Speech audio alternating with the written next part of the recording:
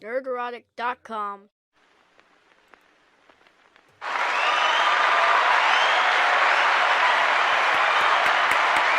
A little late on that one. Sorry. You were too busy petting your dog. No, he's so cute. I say hi. Yeah. Everybody say hi to the cute doggy. Hello. Hello. Little puppies. Little puppies. I love you, little puppies. Mwah. Okay, it's getting a little gay in here. We're going to stop. What's up, everybody? Welcome to the Nerdrotic Nooner. It is hump day, and it's D-Day for Disney.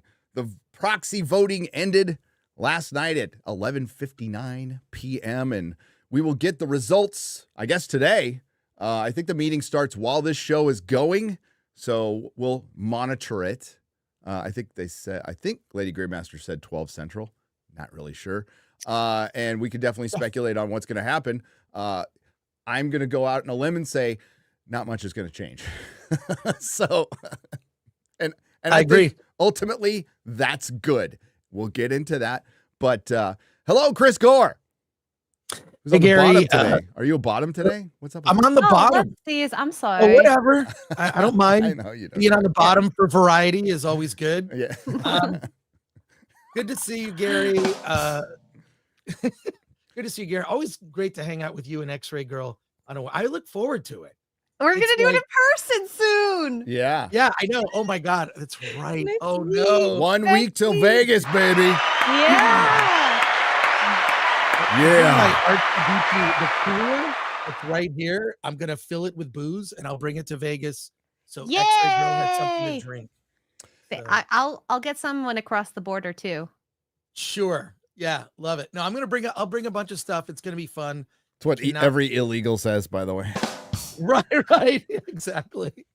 That's the thing I'm worried about. Like, you mentioned the vote. Like, I think I agree. Nothing's going to change. I think Disney's going to win. And there we go. We'll get into it. Yeah. Yeah. We will. Hey, X-Ray Girl. Definitely get into it. People. Hello. I'm like, hello, X-Ray. My lunch is trying to run away. So no, they're down. But I had fun this week. I watched Godzilla X Kong, and I was on a Film Threat to review that. That was really fun. It was like an Asian barbecue party, like with the family without the food. So that was fun. This is the most Asians I've seen on a live stream. Wait till you see Monday. We're doing all Christian YouTubers to talk about Omen, the first Omen. Oh. No, I'm serious. All Christians. Except, well, I mean, like, I feel like I'm culturally Christian, but I'm not practicing any religion. So, but yeah, that'll be really fun. So I know it was cool. Like, I was in the minority. I was in the minority on the show. I think Angel Studios should do like a horror, like a whole series of Christian based horror movies, just based, I think they would do a great job on the Omen. They would do, well, I mean, look, there's Immaculate, which, Sydney Sweeney, that's a reason to see it. That's religious horror. And Hollywood has a whole history of doing religious themed horror films. Exorcist, the Omen series, you could go on and on. There's even movies like Jesus Christ Vampire Slayer and a movie called, these are all weird indie movies, called Ultra Christ, where Jesus Christ returns in the present day, and because he has superpowers, just becomes a superhero because the old school robe and stuff is just not working with people. So it's like a marketing thing. Yeah, it's like a marketing thing to market Christianity. So I feel like what's so funny is I'm inviting all these Christian YouTubers on, including Melanie Mack, among others. And like, they're like, I've seen more religious themed horror films than they have. So it's going to be a fun conversation though. It is. I want to get, because I talked about it on the Real BBC yesterday, the passing of Ed Piskor, the comic creator. I have it, X-Men Grand Design. That's pretty much what I'm familiar with. He's done other seminal work. What's the hip hop one called, Chris? A History of Hip Hop. It's like the history of hip hop, but that's what he's probably most famous for. Didn't read that one. Sorry. And I love this, by the way. It's really freaking good. there's also there's the second Genesis that came out. Took his own life because it's a really dark story, and it happened within like 5 days, and it's basically a cancel culture mob came after him, and he took his own life over what were perceived as, and I don't know because I didn't see any screenshots, and I'm not going to get into it, about just having conversations via DMs with a younger girl who was, I think, 17 or something like that, and this was during COVID. The whole thing's horrible. The whole thing's absolutely horrible. And a Pittsburgh TV station went and like harassed his elderly dad, and the next day he took his life. It's gotten the discourse around it has gotten so disgusting that I really don't want to fan the flames of it at all. I just like I'm out because he's got family members out there, and not that they're going to see anything, but just in case they do, I don't want to add to it. I really don't. I have no desire to add to it. It's gotten so freaking ugly. No regrets not being any part of the comic book industry anymore. Absolutely. I'm reminded daily how freaking nasty it is. And, you just don't need to be around people like that. And it's good. So, yeah, hate cancel culture in all its forms. And especially, on a stream that's monetized, I don't feel comfortable like getting into it. We can certainly do one later that's not monetized and talk about it. I think that would be at least more appropriate, or, I don't know, but I really don't want to add to the family's pain, and cancel culture sucks, and it took a life. It did. And it's very sad. Whether you like the guy or not, I didn't know the guy. So I read one of his books, a couple of his books. That's about it. Yeah, I didn't know him either, and unbeknownst to me, had a bunch of his comics. And what I read about it, I won't say much, Gary, but a man lost his life and his livelihood, and he now has family that has lost him, including nephews, sister, mother, and father. It's when you look, it's just terrifying that a man could so easily lose his livelihood, his life, his very purpose, because he was so consumed with comics. I read a lot about it and really come to appreciate like who he was.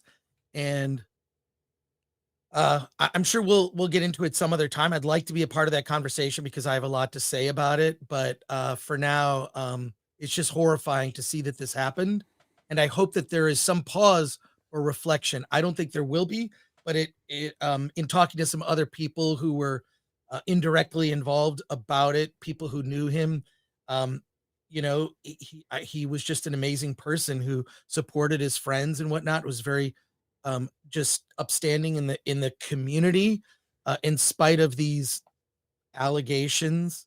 We'll just leave it at that. But yeah, it's weird because in talking to other people about it, what other industry does this happen in? I'll say this.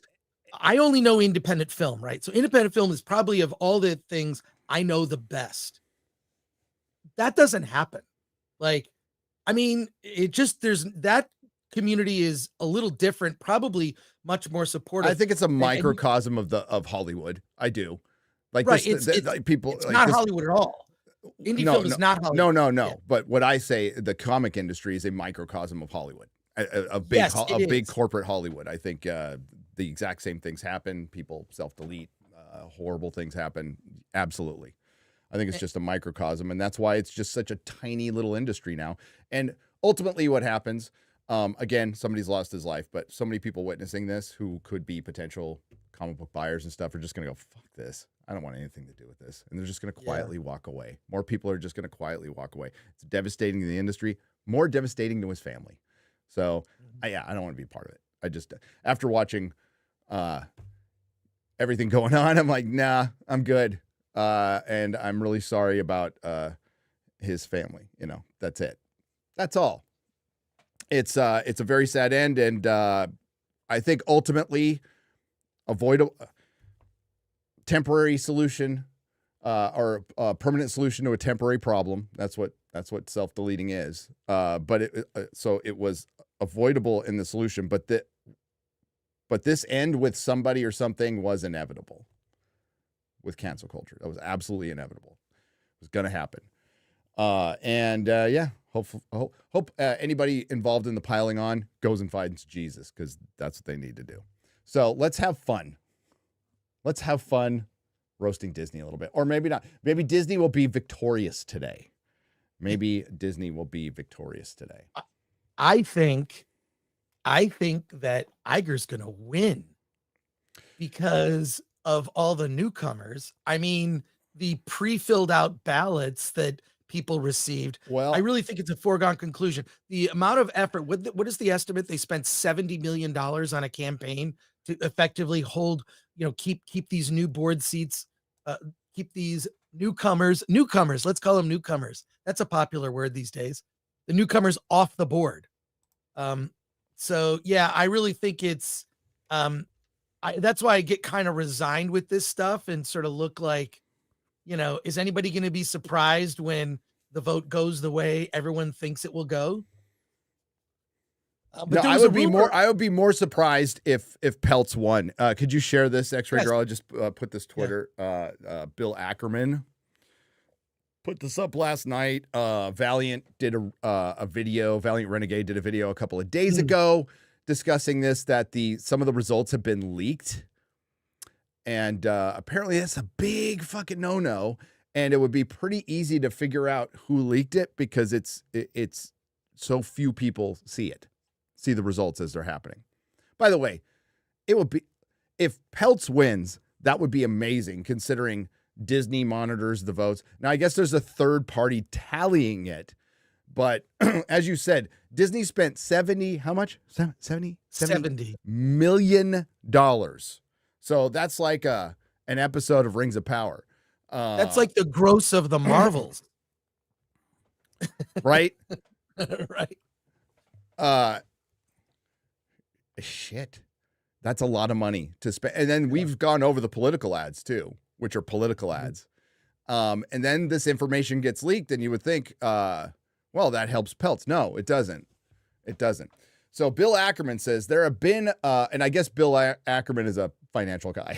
That's all I know. That's all. But there have been a few recent articles in the press about Disney winning its proxy contest with Nelson Peltz based on early election returns that have been leaked to the media. We don't have an investment in Disney, but I thought it useful to point out the inappropriateness of these leaks to the press. Only the company and its advisors have access to how shareholders have voted before the day of the annual meeting. My understanding is that this is illegal. It is illegal to release the outcome of the vote prior to it being finalized, and it has the effect of manipulating the outcome.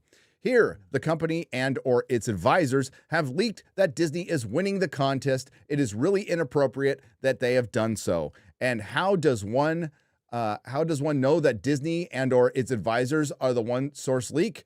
If Peltz were winning, there would be no leaks to the press. The reason why the progress of the election for directors must be kept confidential until the results are final is that leaking the results can affect the ultimate outcome. Yeah, like a 3 a.m. ballot dump. Institutional shareholders worry about offending management by voting with an activist. They are concerned, what if management learns that they have voted against the incumbent directors? They may lose access to the management going forward. In other words, Bob Iger is less likely to come visit and or take a call with a shareholder if the shareholder voted with the dissident. Sorry. This is early. Or clearly, sorry, there's a cord right in front of me. I got to fix that. This is clearly a close election. Institutions don't want to risk voting against the incumbent board if it is clear that the activist will lose. They want to be on the winning side of the election. Here, the company and or its advisors have leaked the early results in order to tip more institutions and other shareholders to vote for the incumbent board, unfairly tipping the scale in the incumbent board's favor. In other words, an institution may think if Peltz is going to lose, it would not be worth taking the risk of offending management by voting for him. This is unfortunately not an uncommon practice. Years ago in our proxy contest with ADP, the company and or its advisors did the same thing. The SEC.gov, whatever, should do a thorough investigation. I'm sure the SEC government, which probably filled with 99% progressive Democrats, would come out against Disney. I'm absolutely, no, I'm not. Of this proxy contest and appropriately punish whoever is responsible for the miscarriage of shareholder governance and justice. Companies of this caliber, of the caliber of Disney and or its advisors, should not behave this way. Lastly, but importantly, I think highly of Nelson Peltz. I am sure he would be greatly additive as a member of the Disney board. Ask yourself, why is the company fighting so hard to keep him off? The fact that the company leaked the early returns to the media is further evidence that an activist of Nelson Peltz caliber deserves to be on the board for all shareholders to benefit. Based on my knowledge of Nelson Peltz capabilities and the dirty tricks implemented by the company and its advisors, I strongly recommend that shareholders vote for Nelson Peltz for the Disney board. Institutions who have already voted still have time to change their vote. It is, which they don't anymore. It is time that we make an example of Disney here so this bad practice does not continue to poison shareholder democracy. Yep. Yeah. Well, I mean, Disney, dirty tricks. All right, what? Dirty tricks and lying? And lying? No. When does that happen? That never happens with Disney. They don't go after the fans. That's not them. That's somebody else. That's the Access Media that they'll pull access from. It's a third-party marketing company that comes up with things like fan baiting through the Access Media. Yeah, they would. They're just innocent men. Oh my God. Bob Iger is so afraid that his fucking legacy is going to be tarnished. I hate to break this to you, Bob. It's tarnished. It's not how you start, it's how you finish. Am I right, ladies? Am I right? Middle matters too. It has been years since Disney, they keep rolling out Kevin Feige and the early success of Kevin Feige, the early success of Kathleen Kennedy, the early success of Pixar. But what they can't point to is any successes in the last 4 years. So are you, as a Disney shareholder, are you better off today than you were 4 years ago? No. When you look at like the health of the company and when you look at just, I don't understand this whole practice where their actors vilify and attack the audience. Everything from what happened with Kenobi. I don't need to go over all of that to staff at Lucasfilm endorsing things like rewriting Ripley or whatever. Yeah. Like just there's so many cases where you can look at Disney employees and or forward facing, not behind the scenes, like actors themselves going after the audience, vilifying. It's just, it's so sad to see. I think it's a sign of desperation and that there's why isn't there a company policy about like, we just never do that. We don't do that. We don't attack the audience. We don't attack the people who give us money. Breaking news, by the way. Alan just messaged me, Alan Ing. He says part 5 of the D-Files is posted. I haven't even read it yet. Alan was working on it over the weekend. So we'll have to check it out, but or I'll check it out later. But yeah, no, it's just to see this company fall. And like even I was looking, I got to say, Gary, I have a lot of great memories of going to Disneyland, the Tiki Room, Dole Whip, hanging out at Carthay Circle, at California Adventure, soaring over the world. Like I love, but all of those memories are so tainted. And I was tempted. They have this new special going. They're desperate to get residents of California there for some special price. And I was tempted. And then I thought, I feel so horrible about the company. I can't do it. I can't do it. No, I can't go to that park. I wouldn't set foot in either park, and I haven't. Last time I was there was 2019 with Jeremy when we got in for free. Oh, I remember that. Yeah. And we ran around Galaxy's Edge, and it was fucking awful. You saw how sad it was. It was like sad. What is this? Really sad. It was so poorly designed and poorly thought through, and just not fun. So, well, yeah. So, you know, I've broken it down in a lot of my videos, but if you really, that's the problem when you have Patrick Bet David talking about this, which is great that he's talking about it, but they always talk about it purely from a financial lens, right? What's the bottom line? What's this? Who's a deal maker? But Disney makes entertainment. So the entertainment that they make is important. And it's important since it's going to drive the market to their parks and everything to maybe understand the entertainment part of it. Now, they haven't made entertainment in a long time. They've made content. That's been part of the problem. But with, excuse me, I got a cough. With Kevin Feige, in particular, he did not start the MCU. He helped start it. But if you read the book, there's a lot of other people who were involved in starting the MCU when the MCU was firing on all cylinders. As time went on, Kevin Feige gained more power because, and I don't know if it's all entirely him. I'm not going to say it is him, but that, like, we were mentioning his name early on. It's because he just became the focal point. And then he became the focal point right around Civil War. That's when he took over. That's when Ike Perlmutter was removed from the mix, made president of Marvel, and then Kevin Feige was the head of Marvel Studios. Since then, it's been pretty much downhill. They've, you know, since Civil War, there was a couple of good movies after that. But Endgame on, it's been shit. It's been shit. No Way Home is the only takeaway they could have, and above average Guardians of the Galaxy film. But the diminishing returns were there. And what we have talked about a million times is Marvel is basically about 5 or 6 characters. That's it. That's what Marvel is. Absolutely.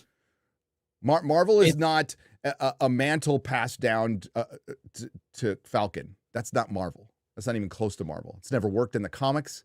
It's not going to work in the fucking movies. You've even mentioned several times, why don't they just reboot and recast? It could have been so cool. It could have been so cool. X-Ray Girl's burping. I saw her. Oh no, I just read a super chat that was so funny. Okay. You had to hold back your laugh.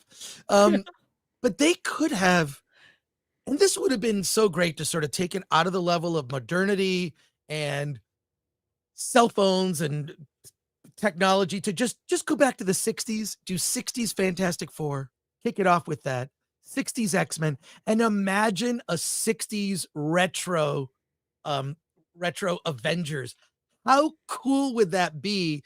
I've seen so many videos lately, and I'm sure you have, Gary, about modern architecture and how oppressive it is when you look at like architecture that was built in the 20s, 30s, 40s, 50s, these beautiful buildings, cathedrals, movie palaces. This is when architecture meant something. And you look at modern buildings and they're oppressive. They look like prisons from the outside. It's when you compare old classic architecture, new architecture, and it really comes down to just being cheap, right? I feel like a Marvel Cinematic Universe set in the Camelot era 1960s, which is when the Fantastic Four was born, 1961, right? And there's that comic book series. You remember that comic book series that Alan Moore did? I think it was just called 1963. Yep. I loved that series. Not only did it have, it was part of the League of Extraordinary Gentlemen. It was part of that whole, yeah. And it was like it captured sort of this 60s era in the writing style, in the illustration style, and even the ads. I have to dig it up. I want to read that again. But like, imagine doing something like that. It absolves you of having to deal with modern day anything. You can just tell great stories. We can. And we can imagine it all day long because we're fans. And again, to go back to, we're parsing the entertainment out. We understand this, but they can't. It's not even a won't anymore. They can't. Kevin Feige, the golden boy, which, listen, if he had retired after Endgame, they would rename Hollywood after him. but he stuck around and he became the villain because he has overseen an era of that's completely tainted everything that's come before. Absolutely everything that's come before. So Kevin Feige, I don't know if you fire him. I like people talked about firing Kevin Feige. I don't know if that's the fucking answer. I really don't. With that, that's a strange one because his replacement would probably be worse. Be worse. So we have that. Kevin Feige has not been successful in that Marvel has lost its way. Bob Iger is now being attacked by the Access Media. Kevin Feige isn't the golden boy anymore, and that's because Marvel was the one thing working for him, and they fucked it up. They completely fucked it in every hole. And Star Wars just never really got off the ground. Let's be real. Let's fucking be real. The Disney trilogy was all on hype and brand and memories from before, but that's it. And oh, by the way, there hasn't been a fucking Star Wars movie in the theaters since The Rise of Skywalker. And all of their shows been set shit. And they and what do they have to offer this year? The year of the proxy battle for Marvel. The only good thing is Deadpool 3, which is just a gimmick. It's just, and it might be an enjoyable one. And it's probably going to do really well, but it doesn't fix the problem. It's a stopgap. Just in the same way No Way Home didn't fix the problem. Pixar, which could do no fucking wrong for so long, they got rid of John Lasseter. And so these companies are people and characters, and it's not many of them. John Lasseter was Pixar, obviously. George 100%. Lucas was Star Wars. And also the characters, Han, Luke, and Leia, Darth Vader, Anakin. And that's about it. Nobody gives a shit about anybody else. And if you don't have Spider-Man, you don't have Cap, you don't have Iron Man, even Black Panther, I'll throw into that mix. You got nothing. You got nothing. So you could try all day long. So it blows my mind that supposedly smart people who have done no investigation in this at all are supporting Bob Iger, the guy who fucked up Star Wars and Marvel. And they want him to keep his job. And you know what? At this point, I'm with you. I want him to see it all the way through. All the way through. I don't think one guy on the board. How is one guy on the board that much of a threat? How could it possibly be that much of a threat unless there is just a warehouse of skeletons, not even a closet? It's like their reaction to this is the one that makes me really suspicious. Like, Bob Iger has this intricate plan. Have you seen his actions lately? Epic Universe partnership that may or may not happen. It was mainly just thrown out there to pump up the stock. And Taylor Swift, which you paid $75 million or $175 million, I can't remember, and I don't care, to have her tour put on D+, and I guess it's there, and nobody's fucking talked about it. So I don't know what the point was to do that. It was just to make waves. So Bob's good at buying stuff, but he's not good at preserving legacies, and he's not good at expanding your brand. So if we want to talk, fucking financial analyst talk, the branding for Disney has been shit. And now half the country doesn't even like the company. Losing trust of families was huge. And that was something that, like, now normies are aware of this stuff. Oddly enough, I was invited on the Bill Riley show yesterday. What? To talk about this stuff. Yeah. Did you go? I know. No. It conflicts with Hollywood on the Rocks and doing this show, and I couldn't do it. I have previous Bill commitment. O'Reilly. But whatever. Like, I suggested, I actually said that they should invite you on. I gave him your email, so hope you don't mind. No, but what I'm saying is, what that is proof of, like, your Piers Morgan appearances, and I was on Glenn Beck, actually. Like, it's I would talk to Glenn Beck. Know about this stuff now.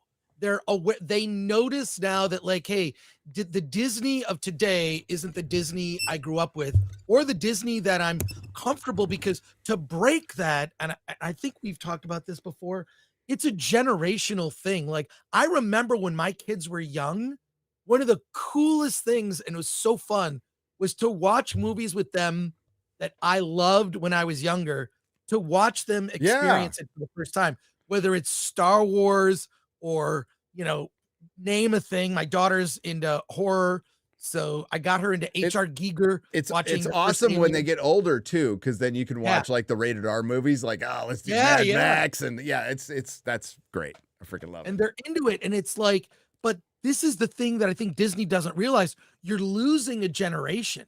You're losing people where they're saying, you know what, I'm not going to pass it along. That's a great point. So this is what's happened to the comic book industry. This is what's happening to franchises right now. Video coming out later today. This is what's happening to Hollywood. So the comic book industry, the American comic book industry with superheroes and the independent sphere to a certain part, and not the neo independent sphere. I'm talking about the old one that goes back to zines and shit like that. That's more like what Ed Piskor was involved in, like the zine kind of indie alternative press expo thing. They have lost multiple generations now. They've arguably two. So, millennials were into comics and video games, and now it's just video games.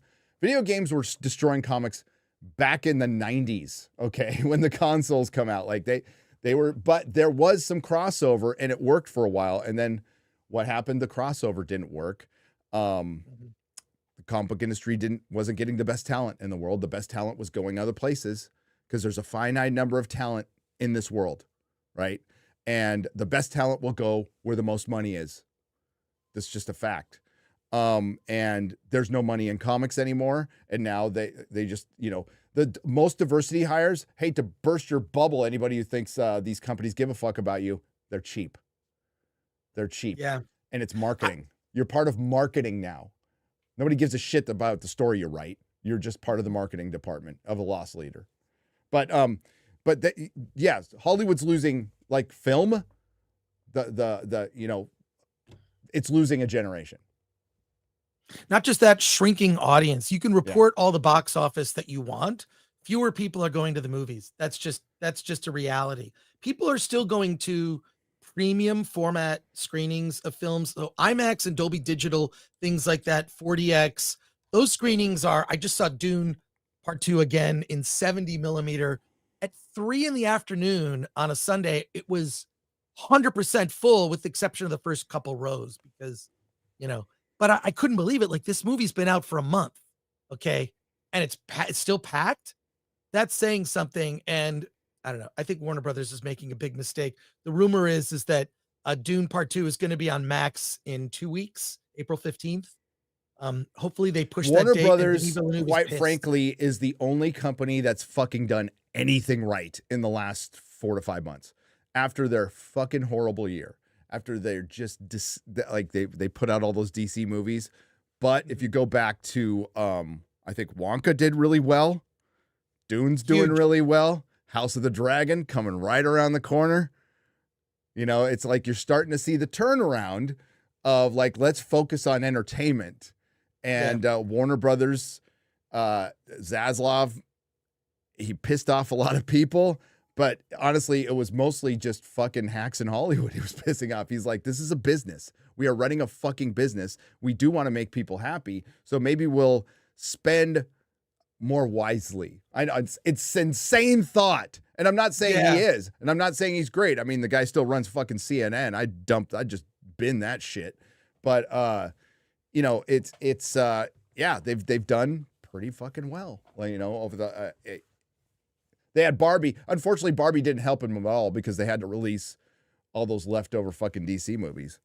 But yeah, that sort of put him in just sort of at even or negative. Yeah, all those DC movies. God, the rollout of Aquaman 2 was so lackluster. I got to see the movie one day before it opened. Whatever. But the premiere, which they normally they do like the red carpet in this. It was just like a screening at a theater with fans. Oh, dude, they didn't invite press. They did not care. And I'll be honest with you, if you ask me about like what's the difference between Aquaman 1 and 2 at this point, I couldn't tell you. Right. I couldn't fucking tell you at all. And it turns out the movie was fine. It was, whatever. But it wasn't the worst one. It was a cartoon. It was a cartoon. Yeah. It was fine. It was Super Friends. and there's nothing wrong with that, but like, you need to make money. I haven't seen Kong X Godzilla or Godzilla X Kong yet. I plan to go see it. I just don't feel the need to rush out to what looks like a cartoon. Your life's complete. You're fine. Well, after watching, I am X-Ray Girl. Oh no, X-Ray Girl is after watching. Were you gonna say something, X-Ray Girl? She's still muted. She's still muted. Oh, she's talking to Dang somebody. it. Oh, there. I was muted on 2 different areas. I didn't realize. No, you don't need to see Godzilla X Kong. Just watch Godzilla -1. It's way better. You're fine, Gary. Yeah, okay. I'll just watch that again. And after watching Ghostbusters, I was just like, end franchises. Just end them. They're old. Hollywood cannot do it. You know, you were just laying out like a great idea to reboot the Marvel universe. Start it in the 60s, start it in order. Do whatever you have to do to work with Sony to get Spider-Man in that mix. Do whatever you have to do with Universal to get the real fucking Hulk in that mix. And you'll be fine.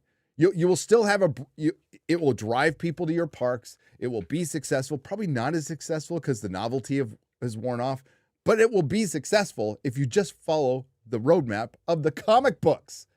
And you know what? If you stayed truer to the comic books, it would be different than the MCU, which was more true to the Ultimate comic books than the 60s comic books. And if you took that would be different and it would be successful. It would. It just would. But they won't fucking do it because of their DEI departments and all of these freaking activists. And it's not just the activists, although they're the main problem. It's also the bankers who are just, you read it in Ackerman's tweet. They're all fucking scared. Oh, well, what if leadership sees who I voted for? What if somebody hears my real politics? Who the fuck wants to work in that place? So the ultimate answer is Hollywood is breaking up right now. It's breaking up and it needs to be decentralized. And Jeremy and I talked about this on Friday Night Tights. We actually had a phone call about this too. The reason the gamers are winning, like it's not even close. Like it's almost sad if it wasn't so fucking funny. The gamers are destroying the media. The gamers have the power because they realize they always did. It's a decentralized industry. It's an industry that makes games all around the world. And the film and scripted entertainment industry is moving to that too. Thanks to the strike. Now Hollywood and distributors are looking outside of Hollywood. The industry of Hollywood studios are looking outside of the town of Hollywood. And it's working. It's working. Shit, one of the best shows I'm watching is an American show that's mostly in Japanese. Shogun. Which is yes. I gotta just sign up and bite the bullet to watch it because all my friends are now, they've caught up and they're loving it. So it needs to be completely decentralized. Remember, Hollywood was kind of going to Atlanta, but that was just basically Hollywood in Atlanta. Right. Well, it was production in Atlanta and then Tyler Perry, among others. But yeah. But he shut down the expansion of a studio because of AI. And it's just going to be easier for people to make stuff. And in short order, not that long, folks, people are going to be making entire movies in their room. And I don't know if that's a bad thing. I really don't. But that's what Hollywood's going to have to deal with, especially, again, watch my video. What's just coming out the rest of the year. If you look at what's coming out the rest of the year. I mean, around the corner, we got a Mad Max movie without Mad Max. And are they going to keep, is he going to be in it? Is Mad Max going to be in it, but sort of like it's a secret cameo? Dude, the rest of the fucking year, for the most part, 17 movies I counted. I might be wrong. It might be 18 that are not just sequels as in Gladiator 2. Most of them are like the third sequel or a second sequel of a third reboot of a remake of a fucking animated series of a live. It's insane. It's absolutely insane. There's no originality on the slate whatsoever. I mean, I'd say the only thing I give a fuck about is the War of the Rohirrim. That's the only thing I give a shit about. Like Deadpool 3, I'm not even that excited about it. I'm like, it'd be cool. Same, although there are rumors in Deadpool 3 that Henry Cavill has a cameo as a Wolverine variant. I would love to see it if Henry Cavill was like 4 feet tall. That would be hilarious. if they made him short, and they probably would. That would be hilarious. He's a badass, but he's like this tiny Henry Cavill. Yeah, that rumor that some scoopers ran with and said, "Man, I heard it from my sources." Quarter Black Garrett, by the way, Quarter Black Garrett spilling the beans of something we heard at an event, right? Sometime last year. Yeah, from somebody who may or may not work at Marvel. But that's cool. Take credit. I don't care. I don't care. He spilled that on a Forbidden Frontier, which is funny. So it wasn't even our entertainment show. It was our paranormal show. Not even FNT. And it was like at the end. Yep. Right when we were saying bye. I kept on teasing that there was a rumor about I know somebody who it, you know, I was very vague about it. And then Quarter Black goes, I'm all, should I give him a hint? I'm all, nah. And then Quarter Black goes, short arms. And everybody in the chat figured it out. Yes, I watched that. Oh, it was great. I watched it live. That was great. So funny. Oh, it was hilarious. QBG. He's at home sick. Oh, yeah. Everybody's getting sick. Weird, man. Well, get it out of your system now. Ready before Vegas. Yeah. Get it out of your system now. And you can spread it at Vegas. Yay, so I can get sick in Vegas again. Let's be super spreaders. Let's go. Oh, my God. Dude, Vegas is getting crazy. I can't wait to check out the Sphere. I guess Disneyland might be putting a fucking park of some kind there, and Universal's doing Halloween Horror Nights like all year round, which would be great. I fucking want to. I want to go. There's Area 15 that's got Meow Wolf, which is really weird. The best I've Meow been to Wolf. it.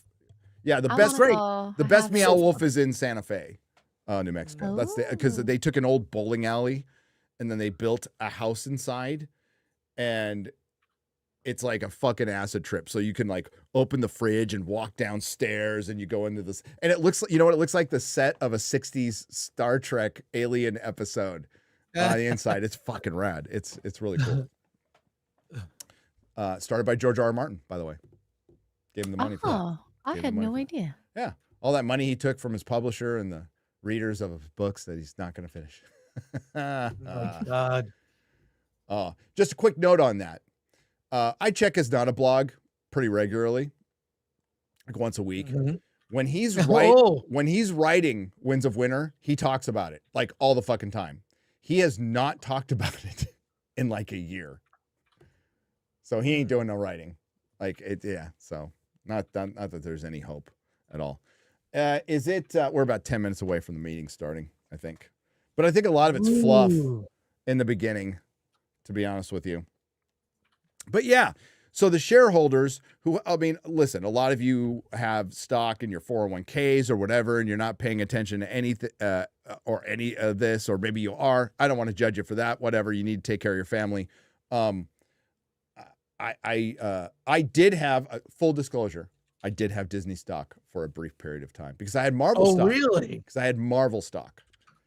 So remember when Marvel hit the stock market? Both times I got two separate, because they changed ownership, and I got two separate stock certificates.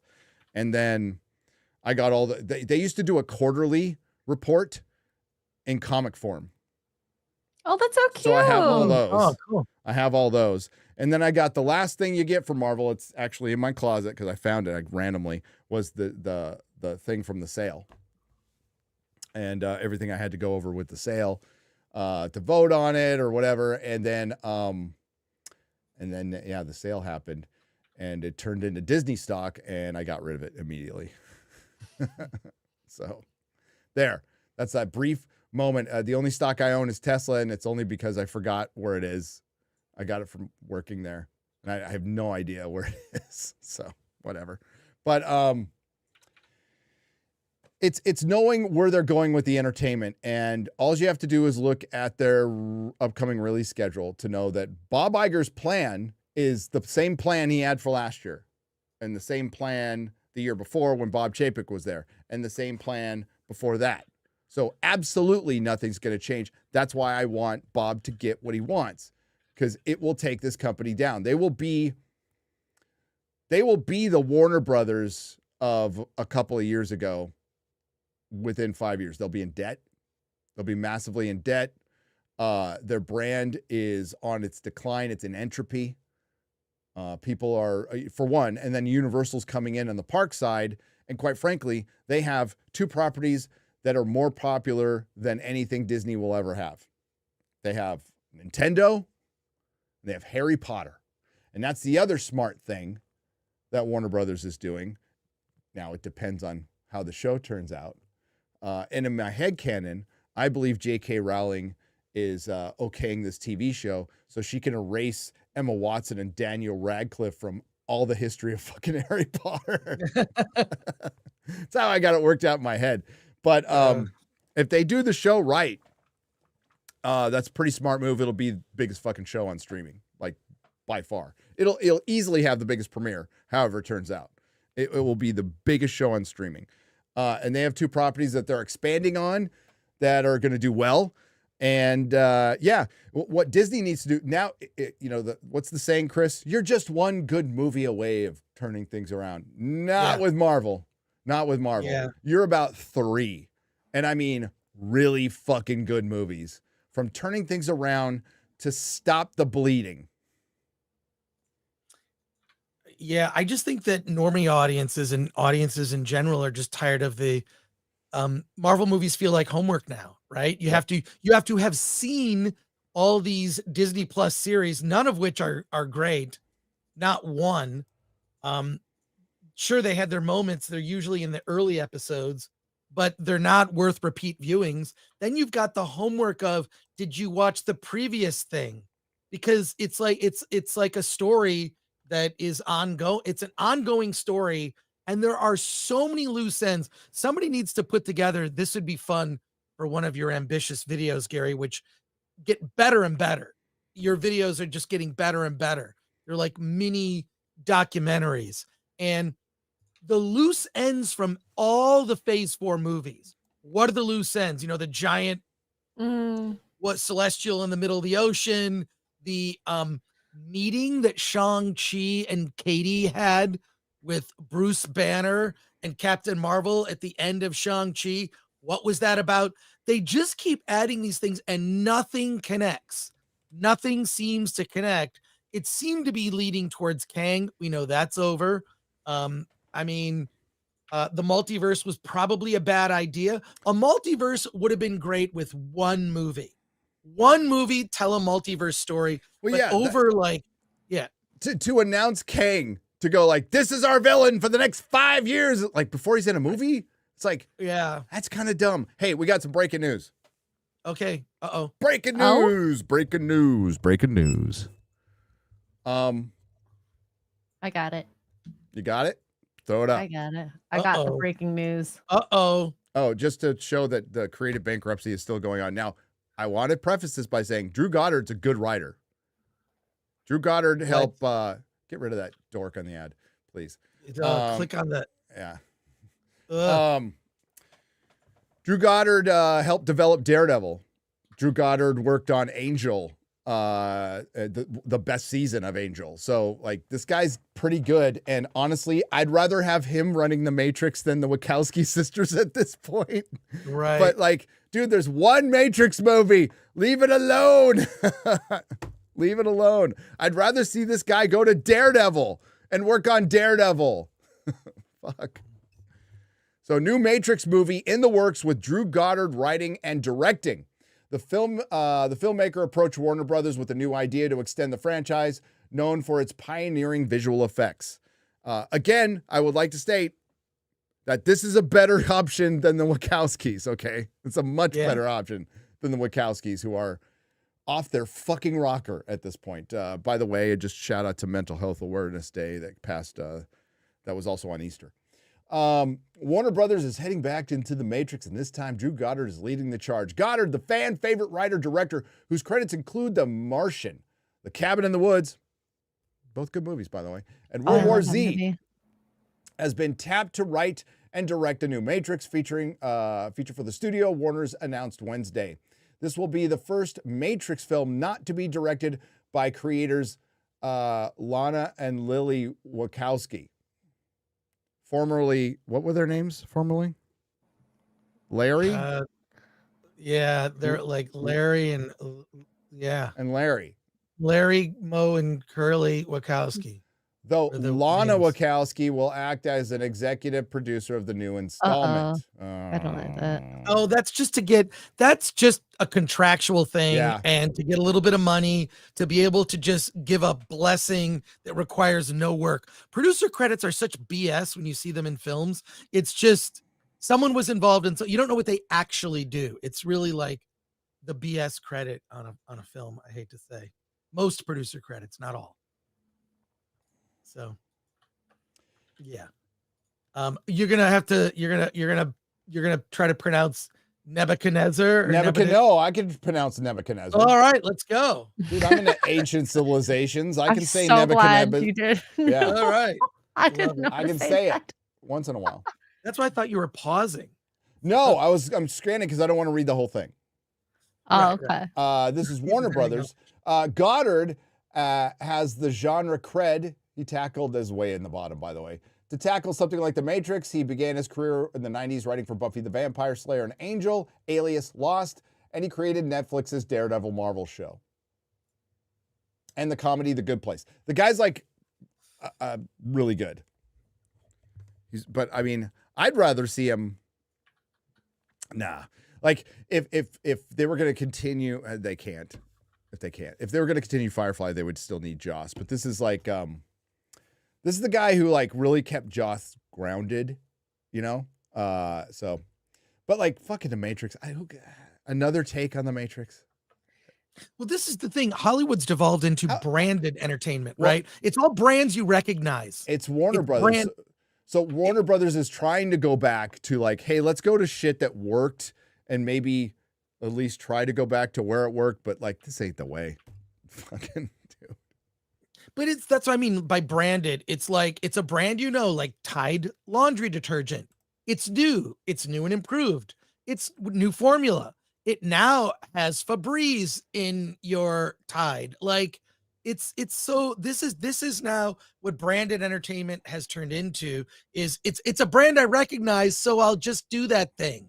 Like and it's kind of sad to see that innovation is completely lost. It used to come from indie film, right? When you look at even some of the top filmmakers today working in Hollywood that are still actually doing decent work, they all have roots in indie film. Where innovation is encouraged. Dude, they are screening the first two seasons of the final first two episodes of the final season of Discovery in theaters in New York. Oh, really? Hey, maybe they can fill the theater with like illegal immigrants.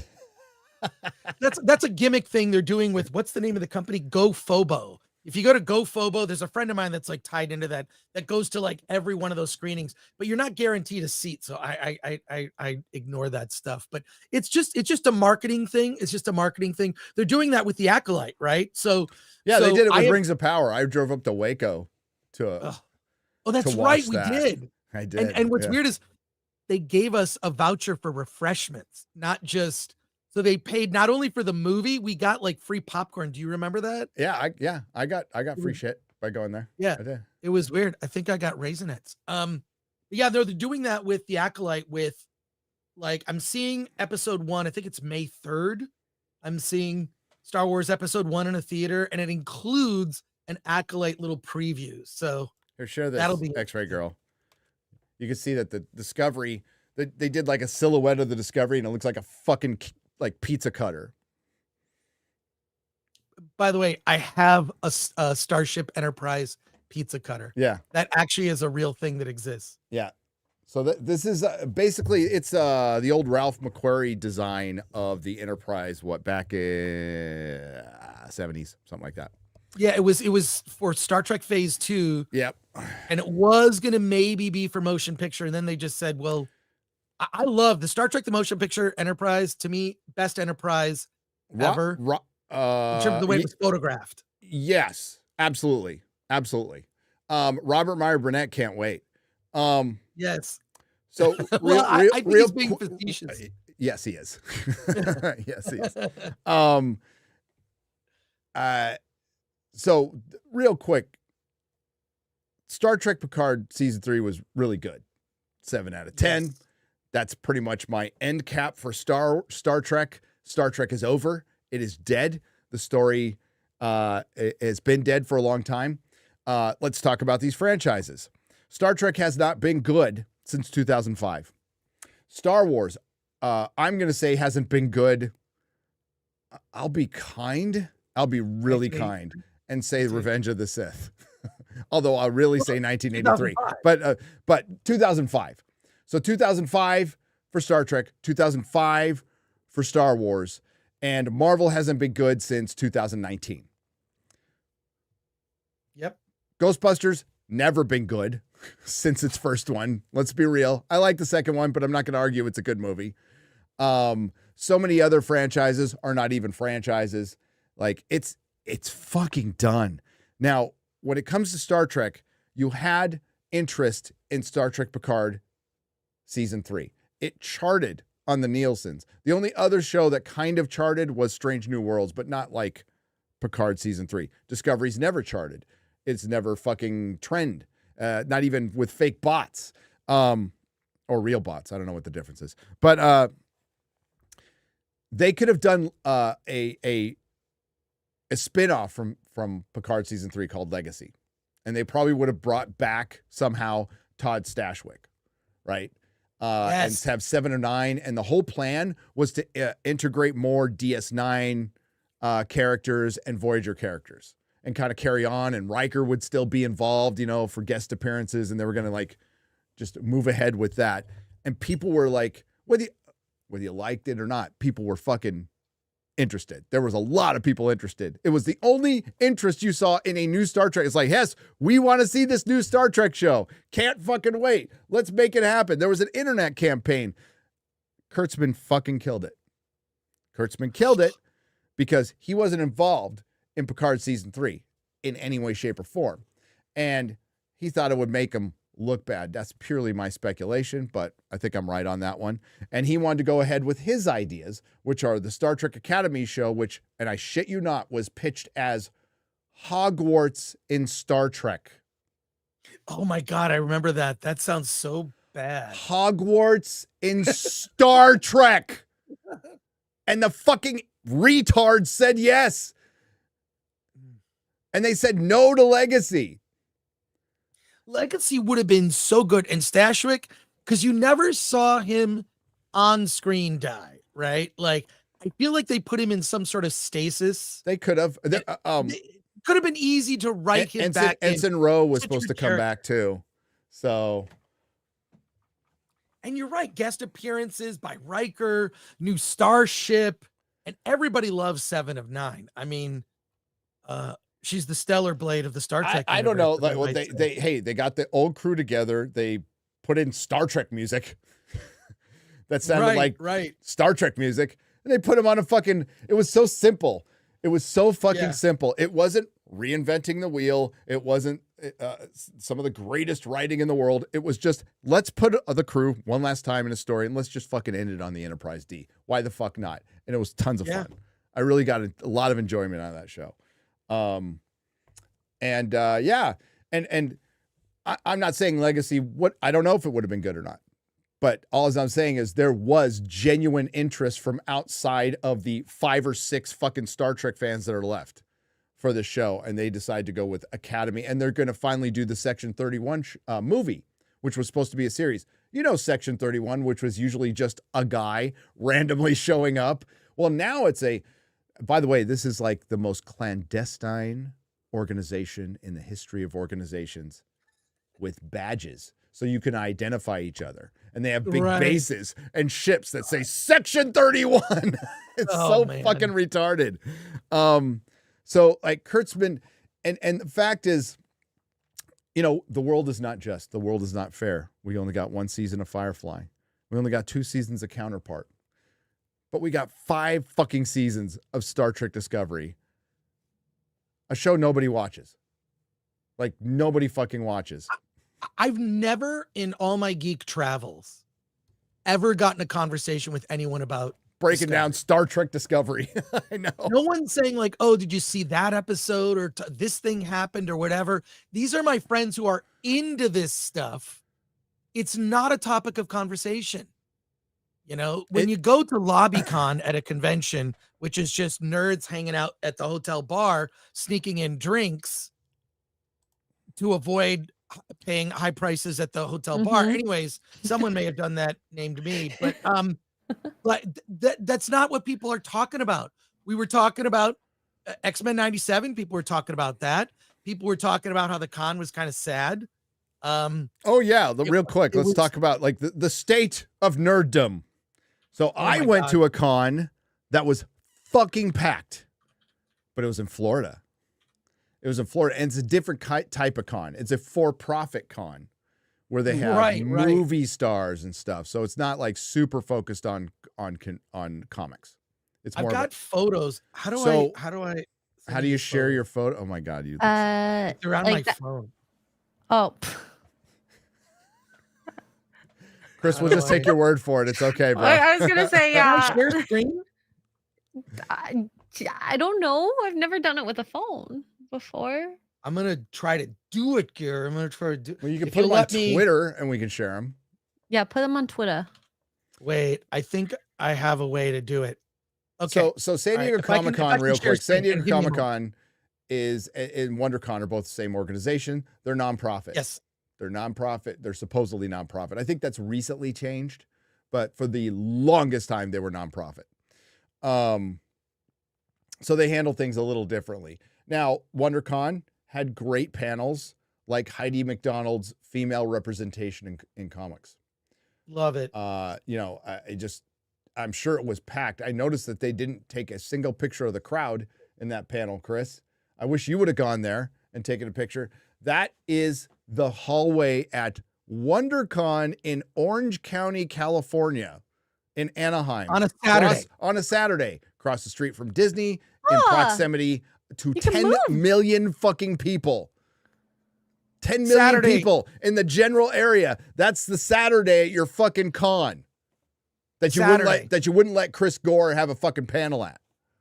I got two more photos to show you here. Wow. But it was beyond. That's why I noticed it. Like normally when you go to a con, especially Saturday is the most packed day. That looks like, dude, that doesn't even look like before San Diego Comic-Con opened when I was a retailer. Like it would be more crowded than that. Yeah, it was just, I couldn't believe it. It's like, oh, I got to take photos because people aren't going to believe me. Saturday at the con, Gary. Yep. Look at how much cement. There are times, Jesus. Shoulder to shoulder. It was, I've never seen it that bad in my life. I'll post these on Were they Twitter. not giving away booths, you said? They were giving away booths. They were giving away booths. You could buy tickets for any day. Normally Saturday is the day you can't get tickets for. So they'll randomly, mostly it's like, oh, we have Sunday tickets still on sale. Friday and Saturday sold out. That's normal. But a lot of this was, there were no big retailers. Funko didn't go, no Marvel, no DC, no Star Wars booth. There was nothing. It was only small retailers. They all pieced out. And I think part of the reason for this is that there's like when brands are doing well, it all ships rise, right? Yep. So if there's a Star Wars movie or a Marvel movie and normies get into it, right? Like there's nothing. And it was really sad to see. So I'll post these on Twitter. Well, this goes back to like they should have never gone to fucking Orange County. So WonderCon used to sell out. It started out in Oakland and it moved to San Francisco, and for a few years it was at the Moscone Center, and it was getting as crazy as con. It would sell out.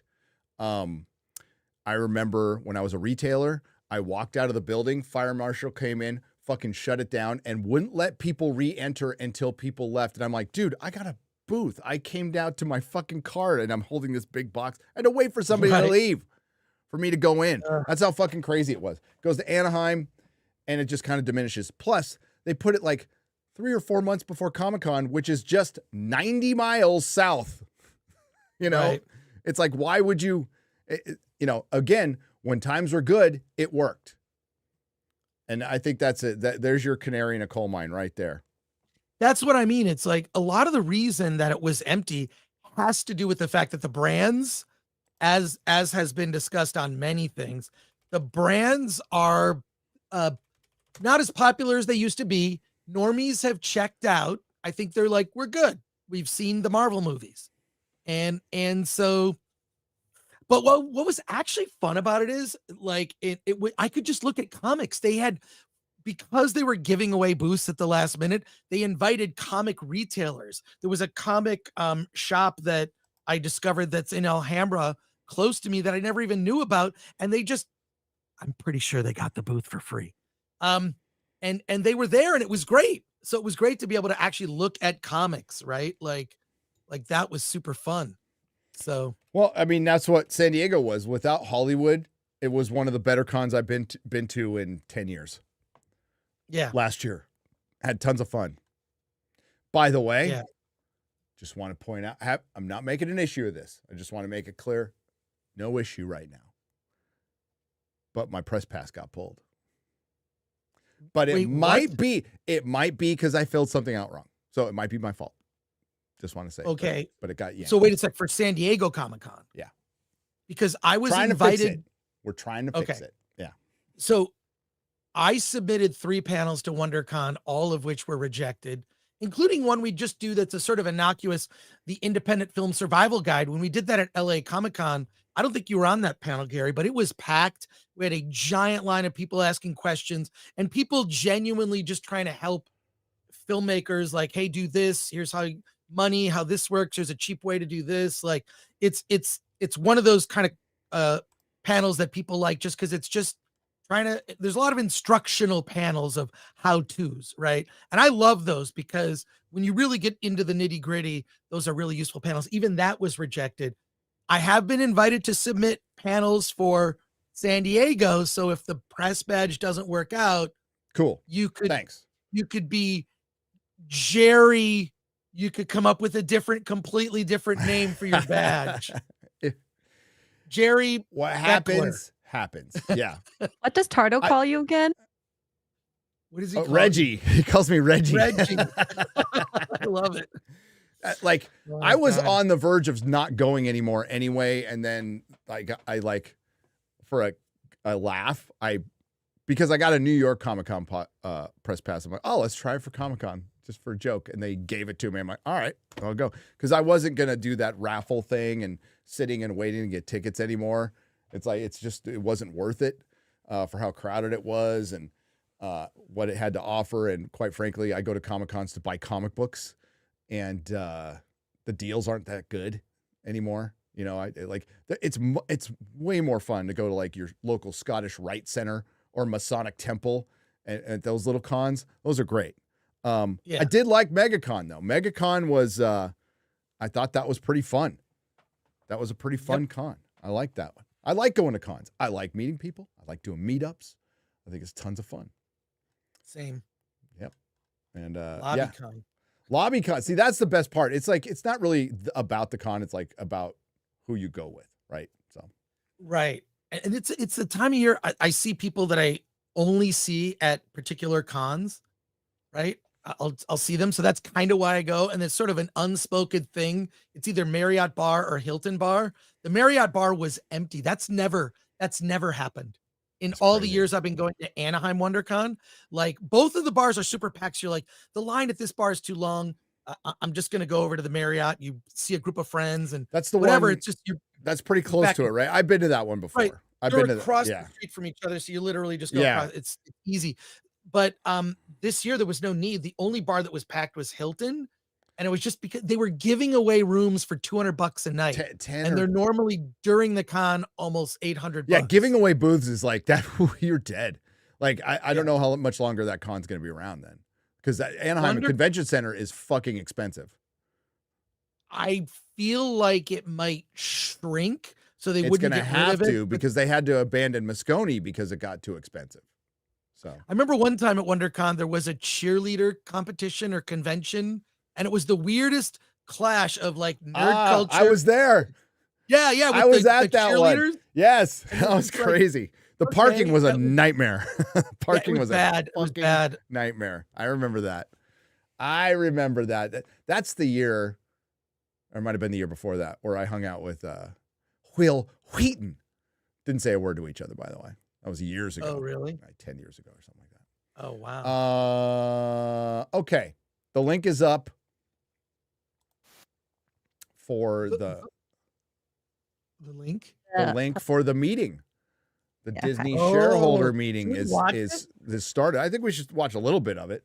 Now, when we end, I would say go over to Valiant Renegade channel because they'll have actual money people who, know about this shit. Right.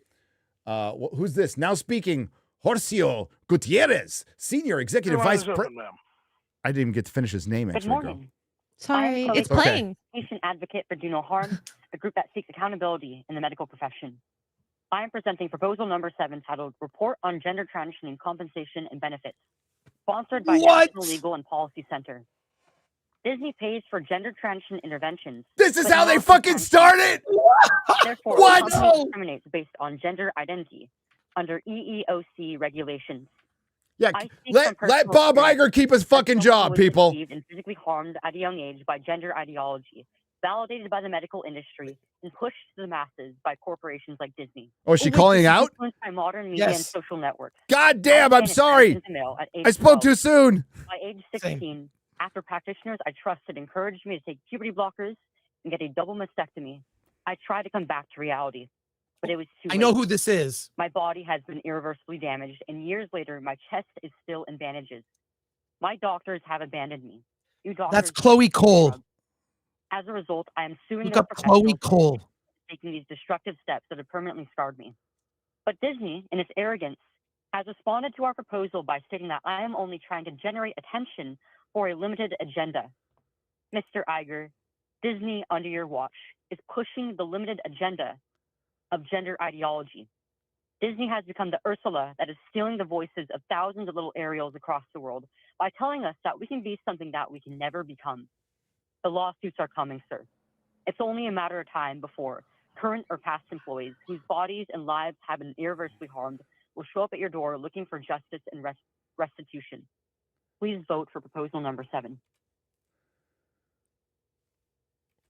The Board of Directors has recommended a vote against this proposal for the reasons set out in the proxy statement. The next item is a shareholder proposal by the National Center for Public Policy. So they're voting against what she said vote for? Pause it for a second if you can, please. X-ray girl.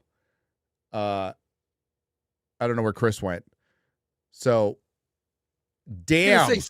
Chloe Cole just fucking called them out. And I think she said, correct me if I'm wrong, chat, did she say vote for it or vote against it? And what did they say? Look up who Chloe Cole is. She has spoken at many events. She was, she's an outspoken person in this arena who is basically saying, if you could keep that, by the way, if you could keep the closed caption up, keep play, just keep it muted. Me too. Yeah, I'm gonna keep it up. Okay. Sorry, Gary, I'll be right back. It's gotta go to the this or to proceed anyway, breaches fiduciary duty, and in this context, it loads risks on shareholders. So she was okay. Hang on, hit mute. So Chloe was for the proposal, and the guy from Disney said vote against it. Correct? Sorry, I was just kind of fucking blown away right there because, of course, I thought they were just like going to go, yes, trans kids, and got ahead of myself. I apologize. School children.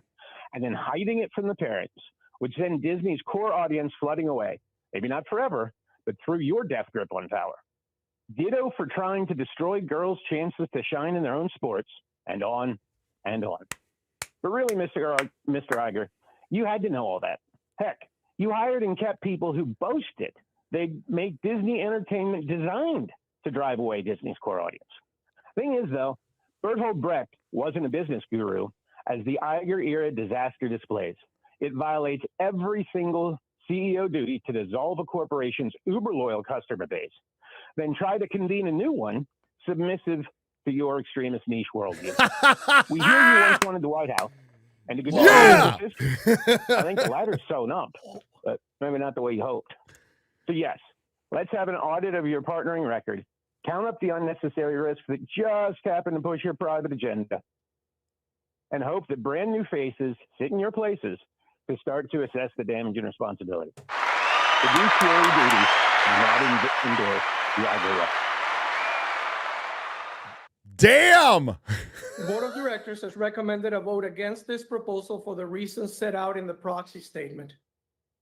The next two items are shareholder proposals Okay, by so the Tryon Group. We want to and the keep grooming Blackwell children. Group, That's basically where Disney's at. Yep. That's what they just voted for, or they're suggesting you vote for. Okay. Why should the Disney company be involved in that at all? That's what that guy was asking. I mean, like, it's fucking entertainment. Hit the audio on this. by the Inspector of Election.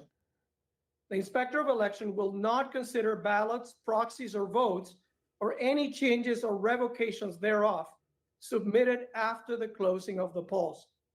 We will pause to give anyone a final chance to vote.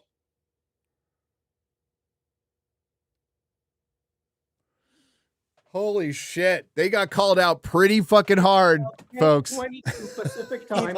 If you know who Chloe Cole is, at this she's meeting sort of leading the are now detransition closed. movement. Yep.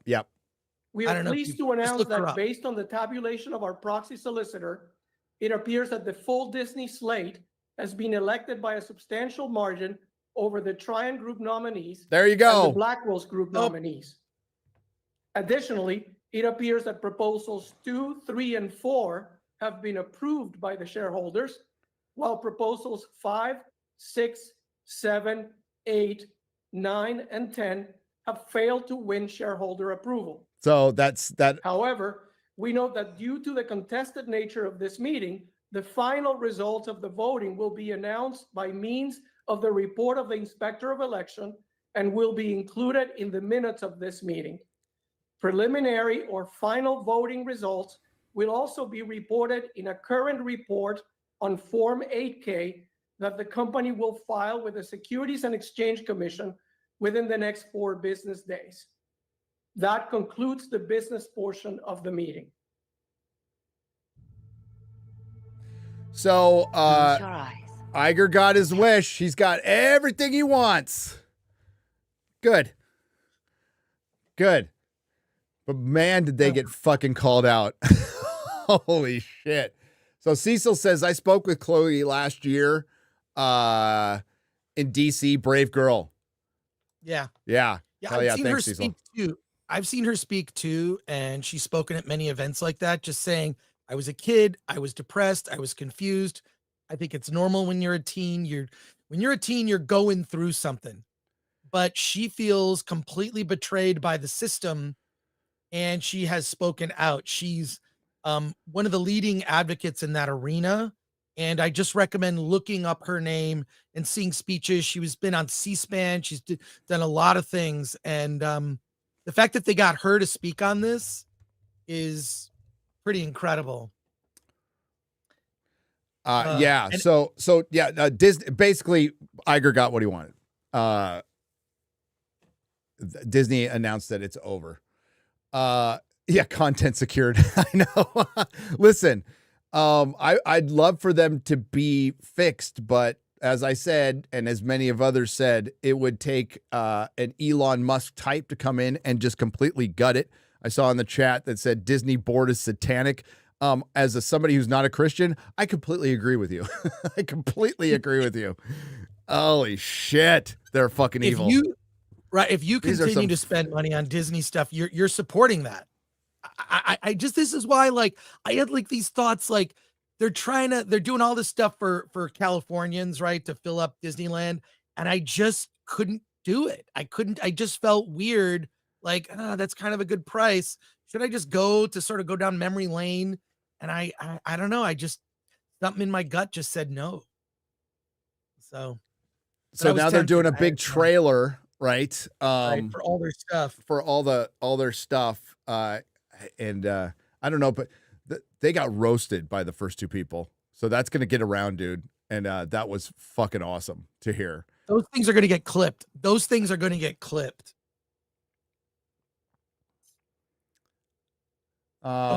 the weatherman. Yeah. Yes. Let's hear what the extraordinary past or its limitless future than right here at Disneyland. It's here among these fantastical lands immersive attractions, where you could take your and daughter gateways to and galaxies far, pick out a far away, princess dress that our stories with a and dude characters dressed come as a to life. princess with a And the beard spirit bigger than of mine. boundless creativity courses through every detail.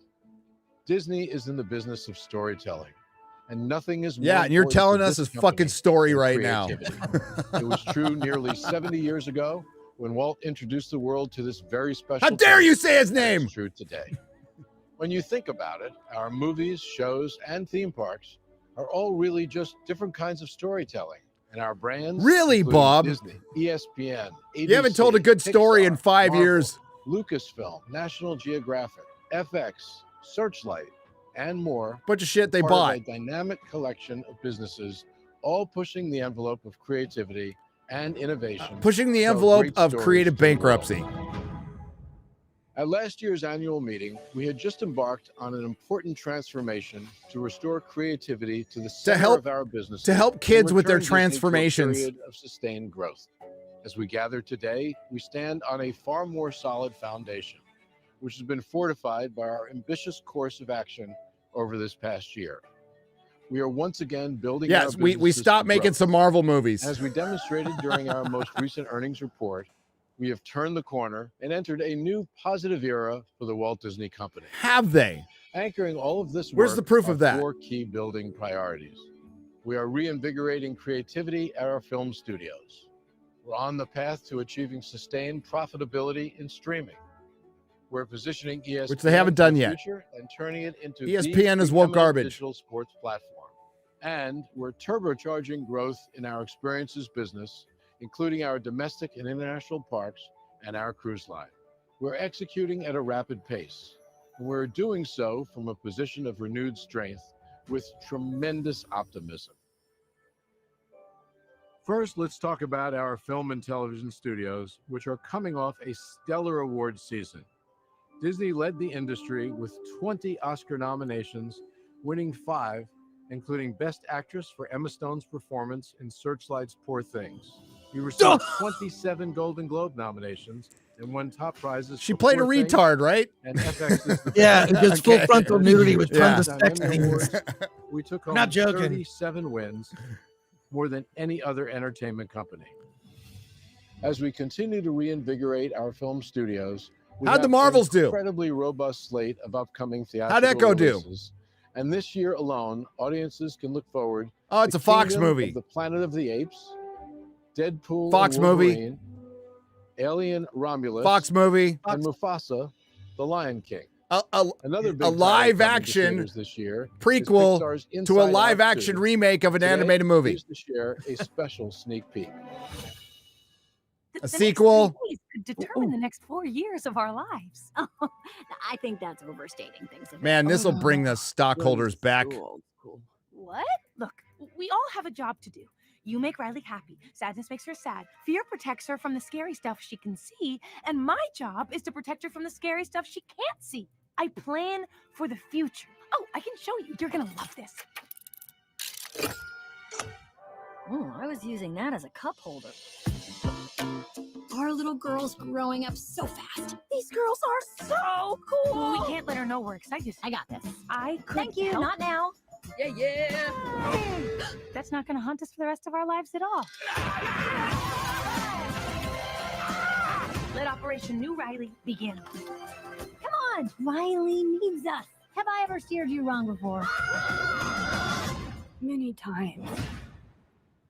How much you want to bet, Inside Out Gary? 2 and the She's a many lesbian? emotions in Riley's She goes to teenage college and mind becomes a will lesbian? arrive in theaters She's on a June confused 14th. teen girl. In There's November, gonna be we will implications of a release lot our of stuff. highly Yes. anticipated animated sequel to Moana. And today, you're seeing an exclusive first look at artwork from the film. F Moana. 3 It years says since F her Moana. birth, Moana is heading out on an epic journey to find and reconnect the people of the ocean. We can't wait to take audiences on another amazing journey with Moana and Maui, and we are excited to confirm that both Ali'i Carvalho and Dwayne Johnson are back reprising their roles. We're also looking forward to the live-action remake of the original film that's currently A in live development. action remake Moana of the remains an original film. incredibly popular franchise. This was what y'all In voted fact, the for, original film from stockholders. 2016 recently crossed You 1 get what you billion hours deserve. streamed on Disney Plus. and was the most streamed movie of 2023. To the stockholders who on voted any against them, you platform in tried. the US. It's just one of the many successful titles in our rich library of movies and shows on Disney+. A library that just got a lot bigger with the official launch of Hulu on Disney+ last week. Yeah, they had to put With our Hulu on it expansive because it was collection of fucking enduring dying. classics and new hits available together in one place, Disney Plus truly has something for everyone. And there's even more coming soon, including a new season of the hit show The Bear. Take a look at this exclusive clip from season 3. Make it more elegant. It looks, looks a little loose, It's a doesn't it? little angly. Make it angular. flush. Make it flush. There you go. It looks You good. think Bear's gonna like this? I think he's gonna love it. I think he's gonna love it too. Hey, yo, Carm, you want to check this shit out? Help! Please! I don't want to. Just come in here It's because really cool. it's nice in here. It's nice in here. Yo, he's coming. Chill. Okay. Chill. What the fuck is this? I hear Is the this show's fucking- really Is good. this the I have fucking never show seen that it. everybody loves? Okay, let me. No, every major food Let critic. me. Every major food critic. I hate this feeling. What feeling, Carm? Yeah, what feeling, Carm? I'm not sure. This looks good though. This is smart. Good job. Chef. Absolutely. Yeah. Thanks for coming Okay. in. If they do a Gene Wilder Thank you. biopic, he has to play it. Yeah, he'd be pretty good. Perfect.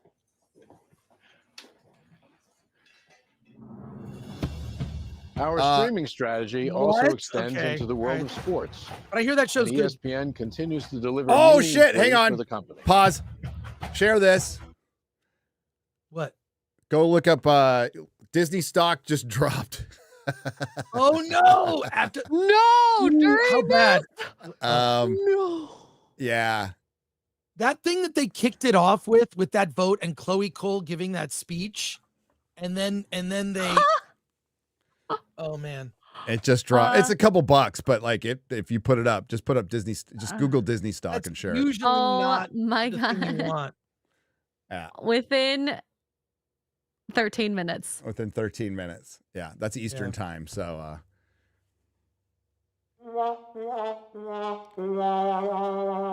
And Uh-oh. sell, sell, sell, sell, sell.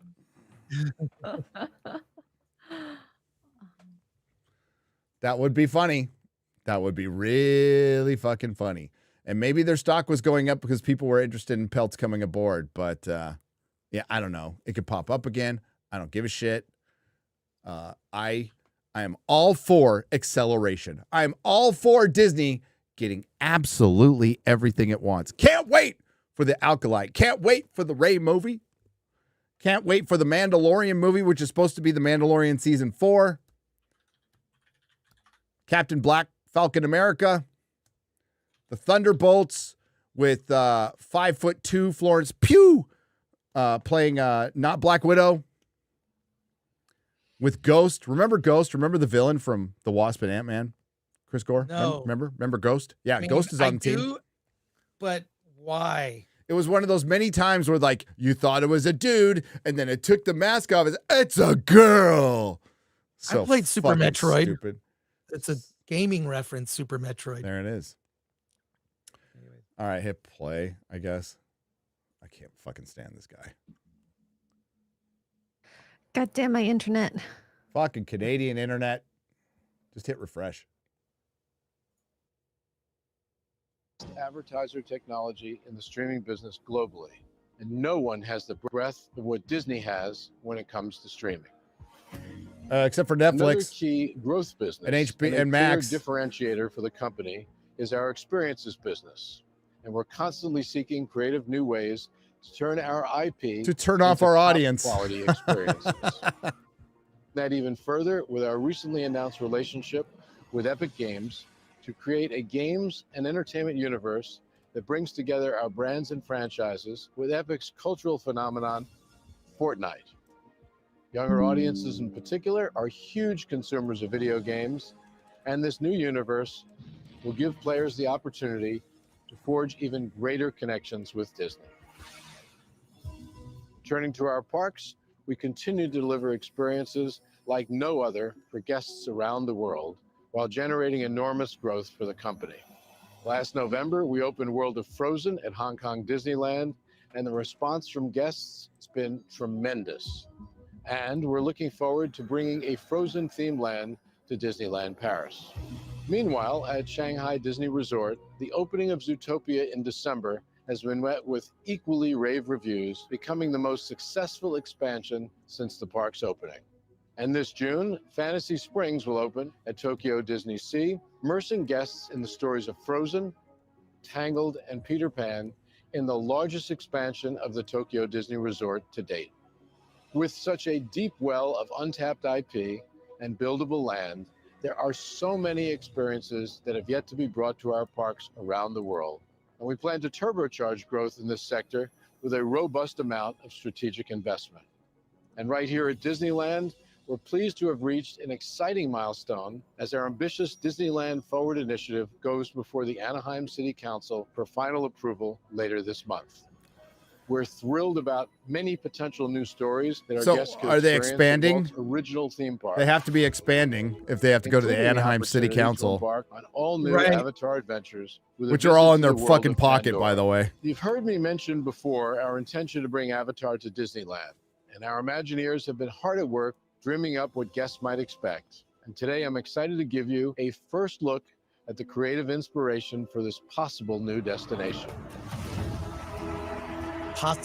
Possible new destination. It was Walt himself who said that Disneyland will never be completed. It will continue to grow as long as there is imagination left in the world. And land. Those words continue to ring true, both here at Disneyland. Good luck finding it and in every Anaheim. Disney park around the world.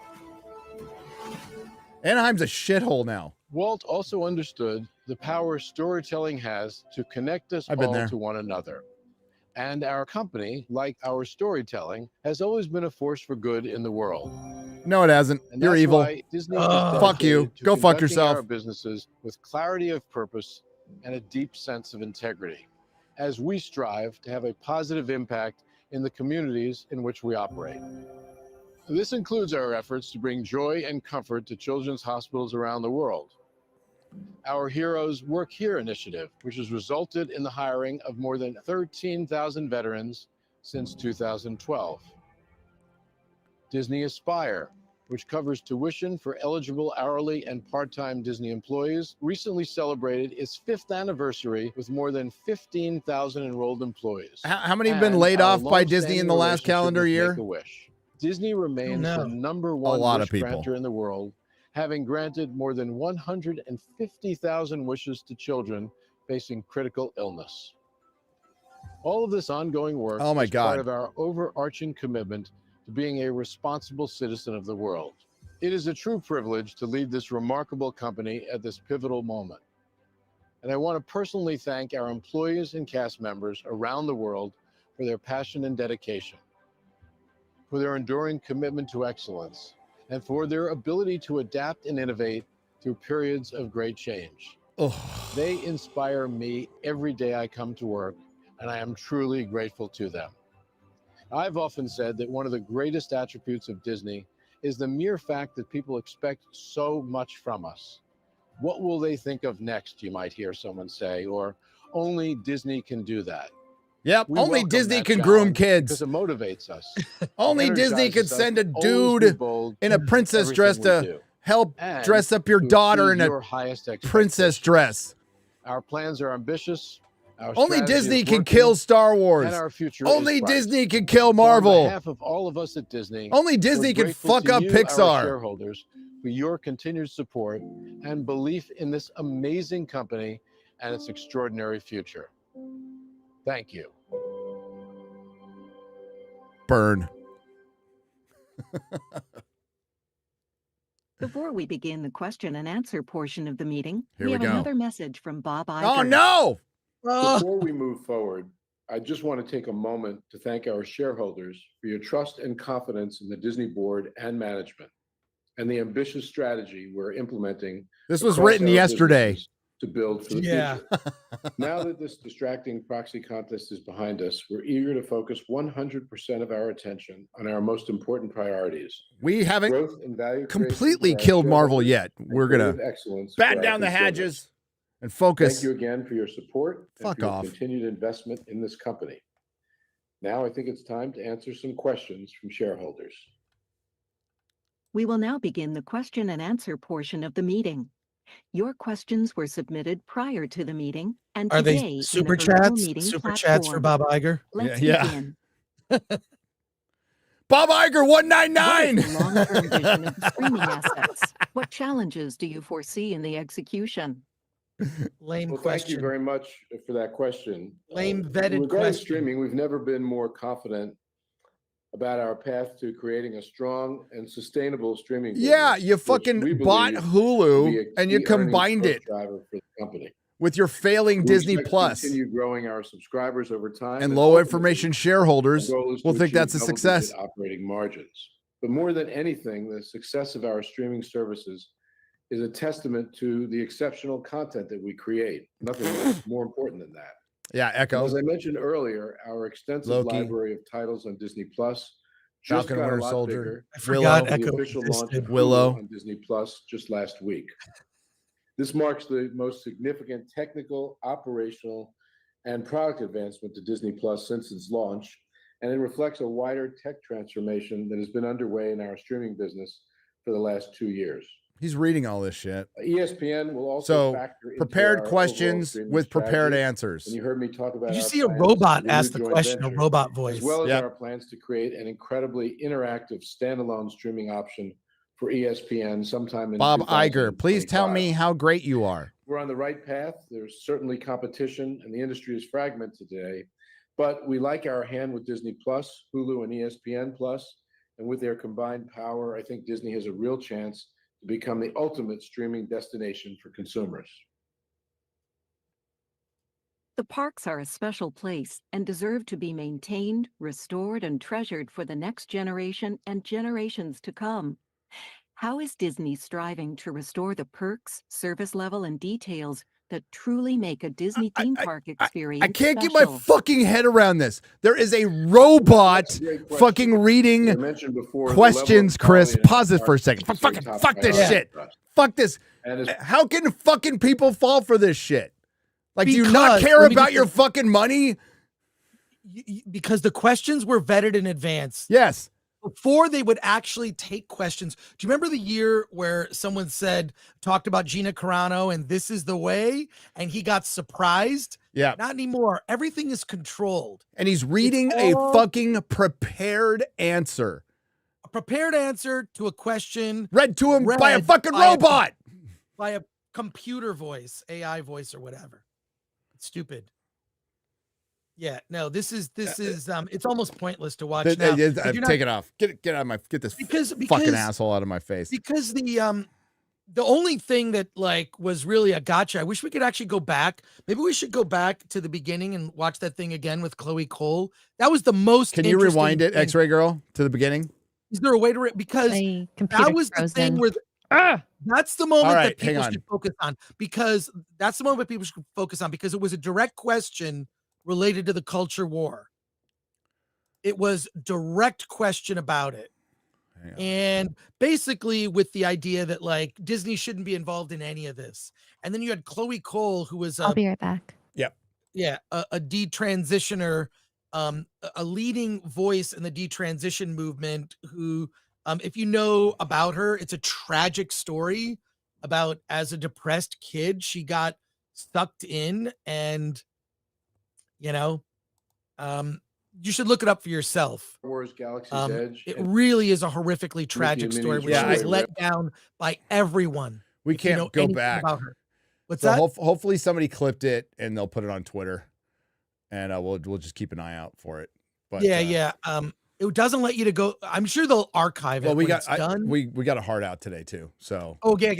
gotta I get to forgot super to chats. Yeah. All good. Yeah, we should probably go to super chats then. We're gonna go to super chats. Let's do it. I will send you to Valiant after this. Yep.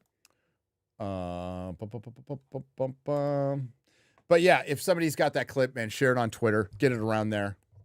All you can. Fluffy Tortuga for $19.99 says, Chris, how many copies of D-Shark did you hand out at WonderCon. Also, why would you put people through that torture? My friends and I watched it a couple years ago, and we all wanted to unalive ourselves afterwards. I don't even know what he's talking about. He's talking about a movie called Dick Shark, which is by a filmmaker named Bill Zabub. And he may or may not be the subject of a documentary that I'm making. He is one of the world's worst filmmakers, and I'm going to have a bunch of his movies to give away at the meetup in Vegas. Awesome. So yeah, it's a terrible movie, but like I love best of. Anyways, J-Mac for 100.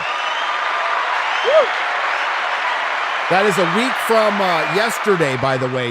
Your event. You have an event at the Millennium Fandom Bar a week from yesterday. A week from today is our first meetup at the Millennium Fandom Bar. Unfortunately, it's like all the I can't say sold out because we didn't sell anything. It was just it's RSVP. Some people are on the waiting list. We're gonna do everything in our power to get them in. If there have been some cancellations, but we're doing our best. We're doing our best to make it free. To make this free, first round of drinks both nights on us. We're gonna have some food on us. Because what this is for, and I'll say it again, it's not a creator fucking hobnob. It's not where we can rub elbows and meet other creators, and it's for audience. It's for the audience to hang out and just have a party. It's my thank you. It's the least I can do for supporting this channel and giving us the opportunity to entertain you and have this really good time. So it's the least we could do. And that's why I do a bunch of meetups, and they will always be free. But unfortunately, we're limited to space and stuff. So that's why we do more than one. J-Mac for $100. Finally got around to watching Attack of the Dock, and it was such an amazingly produced experience as someone who watched G4 when it launched in high school, HS, and got back into high school and got back into college. It was great. Chris, any plans on future docs about things in the nerd space? Cheers. Yeah, I have 2 in the works. So, and I'm going to be launching a crowdfunding campaign soon about those. I have another movie that's just done, waiting for we got to spend money to finish it. Anyways, I know we're tight for time. Yeah, we are. And the word I was looking for, and I couldn't find because I'm senile, is networking. It's not a creator networking event. It is, these are meetups for our fellow members of the audience. If some creator wants to do a network event, I highly recommend they do it. They should do it. What if I am right for $19.99? Thank you, Gary. As you inspired me to stop procrastinating and start my own channel, trying to pass it along with my recent video of the possible IATSE strike, where I tried to get some more undertones.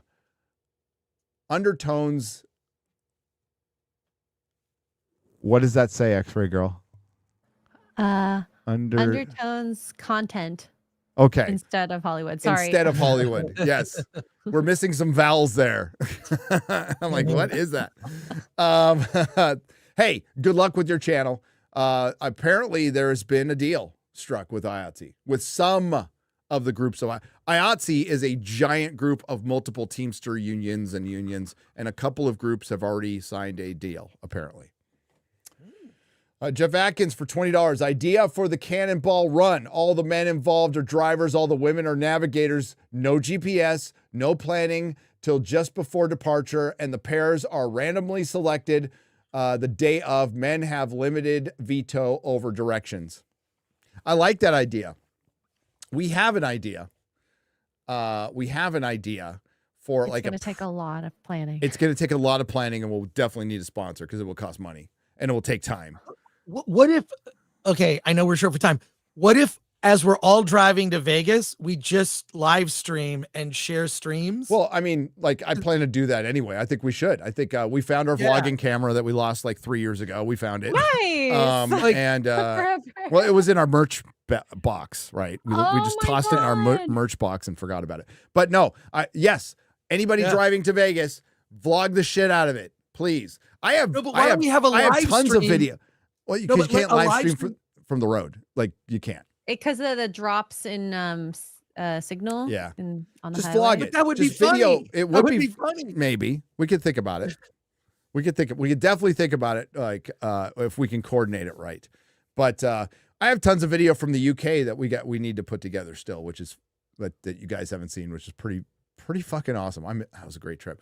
But yes, I think vlogging our trips out there, and then we can combine them somehow. That'd be kind of fun.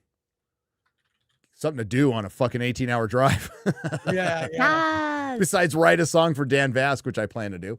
ARG, another name for 1999. Leaking votes like that is actually a huge deal for the SEC. If it's true, that can lead to massive fines and or criminal charges. Also, 70 million, really? They were that scared? They were that scared. They were that scared. And part 2 is, was listening to the Nooner and nearly crapped my pants when you mentioned switching captains after the Titanic hit the iceberg.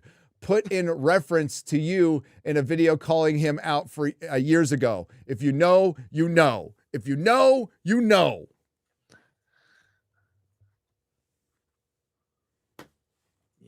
Yep. That's exactly where we're at right now with a company that is not going in the right direction, and their brand has fallen off. It's diminished.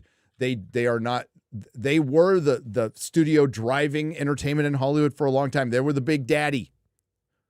But each studio goes through that phases. Like I've said before, Warner Brothers was the big daddy before Disney. And that's what forced them to change so much and buy so much shit. But their time has come and gone. Are they going to fall apart? No, they're just not going to be, they're not going to be relevant as they were before. But Hollywood isn't going to be as relevant. Hollywood is losing market share as we speak to gaming every fucking day. And to live streaming, to fucking, I can't believe I'm saying it's TikTok and YouTube, not so much Twitch, which is turned into just a porn site. So what if I am right for $9.99? Also, are you to blame now for my go-to pizza toppings being ham bacon with pineapple? Yes, I will be happy to take that responsibility because you are happy. That is a sexy. So good. That sounds. I can't wait to have some when I'm in Vegas. I can't have some right now. The Smayer 707 for $20. Hey all, I'm a 7-year digital marketing analyst, but I'm tired of it. 3 years ago, I created a film noir animated graphic novel series. Think Max Payne style. Oh, that's cool. Response has been great. Wondering how I can make a living doing this stuff. Keep making it. That's the thing is, if there was a good response, build upon that. Be good and consistent. Good and consistent. Tons of fucking really talented people not making anything. Consistency is so key. You will get better even without trying if you consistently do a thing. Yes. That's it. Dedication and discipline. I mean, the very few people I come out the gate doing great. That's like finding a unicorn. That's like winning the lottery. It's always, and even when there's the overnight successes, you usually interview them and you go, oh yeah, I've been doing this for 10 years before this. That's just the way it is. So keep at it. And as long as you love it, that's the best part. Raised by Wolves for $20. Chris, you're wrong about absolving them from putting anything from today in the show. The 60s were when the feminist and civil rights movements were exploding, and they would insist on all of that being in it. I think Chris was thinking the comic books, but yes. I'm thinking, but just saw that's first wave stuff. I just saw a documentary called Cara Dota Topless at the Condor, which I strongly recommend. It has nudity. I just did a review on my channel. And it talks about like first wave feminism. And I'm like, oh, these are all like good ideas we all kind of accept. Yeah, but it's not off the rails. But even putting it in that would be the message. And I agree with the super chat but Chris was talking. Right. Chris was talking about another reality where this shit isn't there. That's what, because there's no fucking way anybody in Hollywood could make a proper Fantastic Four film, which is just an adaptation of the comic. Just adapt the fucking comic. Nice. You know, It would be maybe update the language a little bit, you know, because dialogue in a comic from the 60s really won't fly today. But that's it. That's it. Hey, the Blade movie is going to take place in the 30s. Prominent in the South. What the fuck do you think it's going to be about? Yeah. Shaka Zulu 12 for $20. I want to thank Kratos Delgados for the FNT shout out. He likes it when you call him Big 50. He is the kind of a size queen. I will see you in Vegas. See you in Vegas. And Flummox. it's Kratos Delgados. Delgados, okay. Flummox Buffoon 87 for $19.99. You are a good guy, and X-Ray Girl is a great gal. Going to Pirate Invincible the comic. There is only one spirit animal. It is Battle Beast. I'm going to guess that's Invincible. I don't know what. I wasn't sure. Invincible. Like, What's an Invincible? So. A misspelling. Yeah, it's all right. Early burn for $20. What if George Lucas stayed publicly supportive of Bob Iger to keep Kathleen Kennedy from getting fired because George got her the job? If he was a new star, if he said new Star Wars sucks, Bob might say fuck you and Kathleen is fired. George doesn't care. He's a major stockholder in Disney. He backs Disney, and politically, this was a political battle, folks. Make no mistake about it. In an election year, this was a political battle, and a lot of people saw this for what it was. A Trump guy was going to get on the Disney board, and they could not have that. They just could not have it. It would have added balance. It would have been better. One guy. That's like, remember how much they freaked out with Elon buying Twitter? It's one platform. You guys are supposed to be in competition. You should be doing different things. But MSNBC sounds like CNN. What's the fucking difference between MSNBC and CNN? Except for the fucking letters. None. Fucking none. Or CBS News. Or ABC News. Or NBC News. Or any of the mainstream news. Fox is controlled opposition. The Washington Generals. Tomac for 20. If Hollywood shuts down, what will you watch?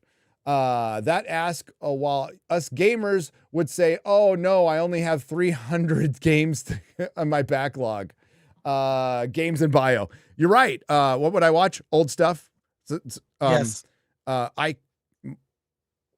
most passionate hobby was collecting comics. I've done it since I was a small child. I gave it up. Something I never thought I'd give up. I gave up buying new comics. And what have I done? I buy old comics. That's all I do, exclusively. I think that I could count on one hand how many new comics I have bought. I bought on eBay a Silvestri Batman, which was a holdover. I bought Mark Millar's stuff and Conan. That's it. That's all. For going on 3 years now. A hobby that I'd had over 4 decades. So I'll just start watching a bunch of old movies and old TV. You know what? It would be great to have the time to watch the entirety of Have Gun Will Travel. Something like that. You know, Duke Devil 95. And that's the thing, is Hollywood is competing against itself. There was a article from Judd Apatow recently going, Hollywood, you know, the reason they're making fewer shows is because they have these massive back catalogs now. And Suits, fucking Netflix throws up Suits, a mid-fucking show from 10 years ago, and it becomes the most watched thing over the summer. That's a lot cheaper. And Judd Apatow, a fucking dick, came out and said, yeah, they're not spending as much and they're not taking any chances anymore because they don't need to, because we're competing against ourselves. They're also competing against you and me and Chris and everybody in the chat. We're all entertaining ourselves. Like, honestly, I fucking go to live streams for my entertainment. That's my go-to. I don't turn on a TV or go on Netflix. I just fire up YouTube and see who's live. First thing I do. Same. Duke Devil 95 for $25 says, since STD season 5 starts this week, I decided, yeah, I know it's fucking starts tomorrow. Tomorrow. I'm going to see it through. I'm going to Requiem. You're supposed to say, for one, STD flares up one last time. Ew. I decided to watch one of the first episodes for my channel. Haven't seen it since its premiere. I think I got a concussion from excessive face palming. Hope my head clears in time for Vegas next week. Yeah, be careful. Wear a helmet if you're watching Star Trek Discovery, dude. If you're watching STD, wear a cup and a helmet. You could get hurt. Go Woke, Go Broke for $20. What's up, y'all? Just want to say fuck Bob Iger and fuck Disney. Hail. Those first two, what was her name? Chloe Cole. Chloe Cole. Hail Chloe Cole. Fucking, that's a hero right there. What she did, and I'm sorry I interrupted her. I thought it was some just fucking SJW going, we need more awareness. So I should have probably shut the fuck up. That was my fault. But fuck yeah, that was awesome. Commander 062 for $20. Do you guys honestly think from an unemotional standpoint, Disney will go bankrupt or be bought or sold in the next few years? No. It just won't be as relevant. Its stock will level out. But I mean, people are still go to the park because like my kid wants to go to Disneyland. It's like, take your fucking kid to Universal. That would be my Harry Potter's there. It's more likely that your kid's going to like Harry Potter than anything at fucking Disney right now, especially on the West Coast, right? Yeah.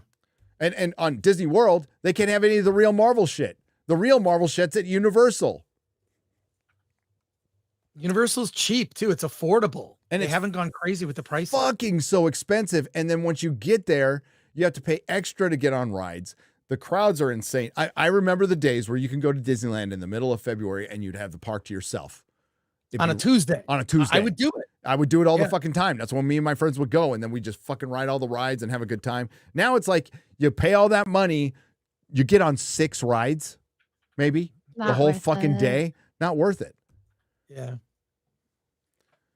A bucket of semen for 500 Danish krona. I fucking love you, Gary. No homo. Take a hike, Bob. Cheers. Love you too. All right, we're gonna get the rest on the square up. I do have to go because we got a video premiering in an hour. I'll be doing square ups from the roads. Chris, if we can pull it off. So you're talking about streaming together while we're driving. Right. So we do like we're doing now, but we're in our cars. People are going to drop. That's normal, but that's part of the race. It'll be fun. Like literally a live stream. Alan and I are like going in separate cars. If everyone's going in separate cars, just be in your car like we are right now. When are you leaving though? Because I'll be there. Yeah. Yeah, you'll probably already be there. I'm leaving Sunday. What day are you leaving? I'm leaving Sunday at dawn. We don't have to all be driving at the same time. I'm leaving Tuesday morning. I'll get there Tuesday afternoon. Oh, I'll already be there. Yeah, you'll already be there. But I'm saying as a way to better plan in the future. And but vlog it. Vlog it. Yeah, I'll vlog mine if you vlog yours. And then we can put that gay vlog music and we can like go in. I'm in a Brie Buc-ee's. Larson music. Here's my brisket at Buc-ee's. Gas. Here's a alien jerky. I want to stop by the alien jerky place. Here's a bathroom where somebody OD'd in the middle of New Mexico. I just want to say thanks again for having me on the Nooner. Appreciate it. Always look forward to it. It's a lot of fun. We barely got to half the things I want to. I've seen the first 10 minutes of Civil War. We got to talk about that. And WonderCon wasn't a total loss. I got this, which is the Godzilla -1. Let me make it bigger.